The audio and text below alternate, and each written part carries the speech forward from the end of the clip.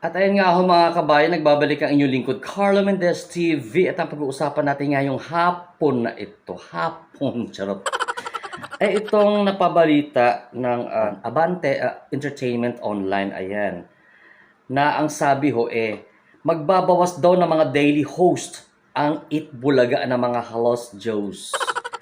May cost cutting? Question mark. Ayan ha, ayon ito sa Abante, ayan. Ayon sa kanila guys, usap-usapan ngayon sa social media ang gagawing pagbabawas di umano, o di ba? Ng daily hosts ng noontime show na Itbulaga.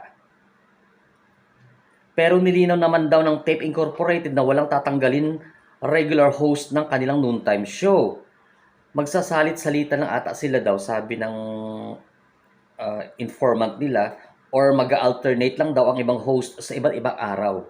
Ayan. Ba't kaya? Joke. Tanging sina Paulo Contis at Isko Moreno lang daw ang mapapanood sa show mula Lunes hanggang Sabado. Ayan. Saan mapupunta iba? Nabangko. Dahil parang basketball ito. Bangko. Ayon sa Chika, tumanggap na raw kasi ng iba pang project sa GMA7 ang mga kapuso artist na kabilang sa EB. Ayan. Weh. Totoo. Pero ibang iniisip ng mga netizens, lalo na yung solid legit Dabarkads fans, para sa kanila ay malinaw na cost cutting ito. Ayan. May mga hirit pa ang mga bashers ng EB na mukhang nalulugi na raw talaga ang production dahil sa mababang ratings at viewership neto. Ayan.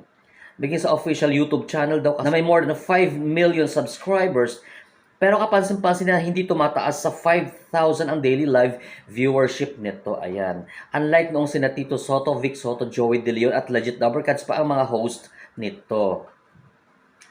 Well, kung totoo man ho ito, itong balibalita na ganito, ang masasabi ko lang kasi, sa lahat ng show, ang bumubuhay kasi talaga dyan as ang mga advertisers, ang commercials. So kapag wala na talaga pumapasok na ads sa isang TV show, mapa, teleserye man yan o noontime show, talaga hong ang ending niyan talagang goodbye sa ere. Kasi halimbawa, i-total natin magkaroon tayo ng dyan. Magkano ang commercial ng, sabi mo na 700,000 ang per advertisement na bayad sa GMA7. I-times mo, ilan bang pumapasok na advertisement sa sa Itbulaga ng Tape Incorporated? 40? May 40 ba? O sabi natin 40 times 40.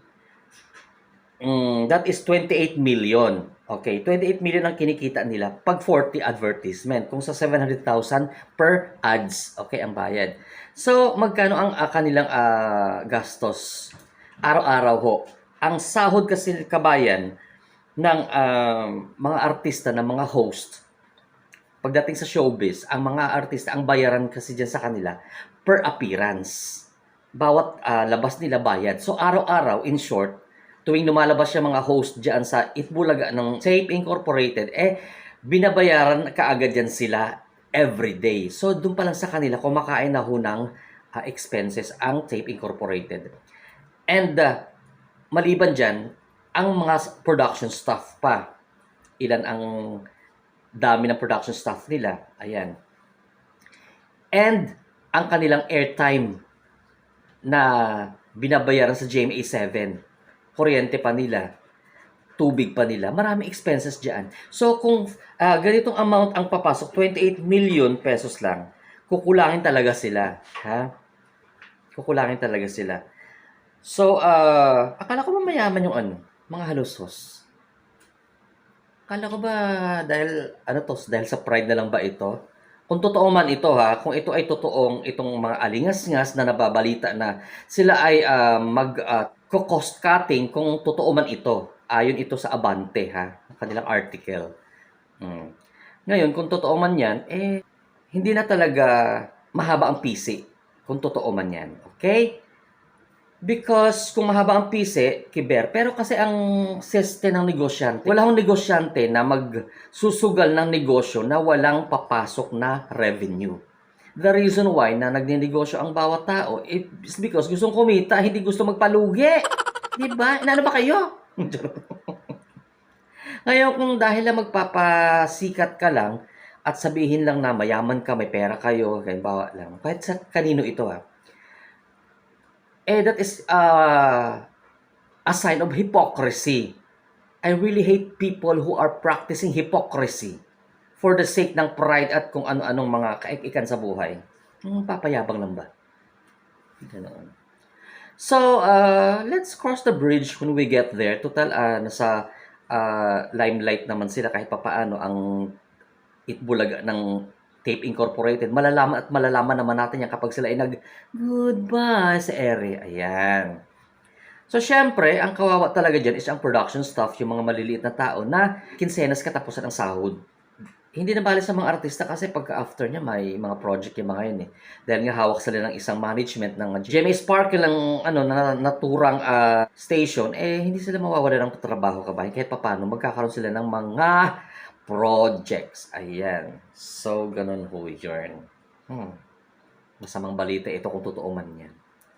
So, napansin nyo kabayan, yung sinasabi ng Abante sa article nila, yung sinasabi ko kahapon about sa di umano, ang pagkakasulat ng Abante, sabi niya, usap-usapan ngayon sa social media ang gagawing pagbabawas di umano. O di ba nakukuha ninyo? Di umano kasi hindi nila sure. Although kung kahit na may source din sila, for balance na pamamahayag, you will always use the terminology na di umano kasi nga unless na talagang prove mo na talagang totoo ito. Pero kung haka-haka kasi maraming chismis sa bawat corner ng mga bahay ni Aling Nena. Aling Nena. So, you should always use the terminology na di umano. Hindi kagaya ng isang vlogger. Yung may FB page na si Besh.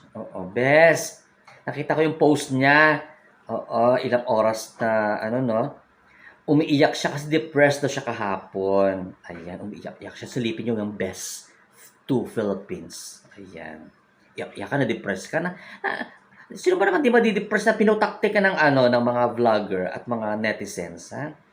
Kaya umayos-ayos ka mag-vlog. Kasi nananahimik si Vico Soto dyan, si Mayor Vico, ginagalaw-galaw mo, wala namang ginagawa sa'yo. Malay ni Mayor Vico Soto sa gusto pumasok sa Pasig. Bakit? Pag pumasok ba yung mga yan, diretso sa Mayor's office? Hindi naman sa Mayor's office pupunta yan. May mga tauhan yan si Mayor Vico Soto na siya mag-assist dyan sa mga nagbabalak pumasok sa kanyang kinasasakupan dyan sa Pasig City. Ayan. Dinamay mo pa yung tatay niya. Wala namang kinalaman dyan. Matabil talaga yung dila mong, ay naku. Gusto mo makita ng galaxy dong? Tas talaga ako sa inyo ha? Loka ka. And welcome to Atasha ha. Ang galing-galing ng bata na yan. And maganda ang landas na tinatahak mo ngayon at maganda ang pinili mo na noontime show dyan sa EAT. And of course, sa baby ko na si Andres. Charot. See you later. Keep safe everyone. Have a blessed Sunday to all of you. Carlo Mendez TV is signing off. Bye-bye.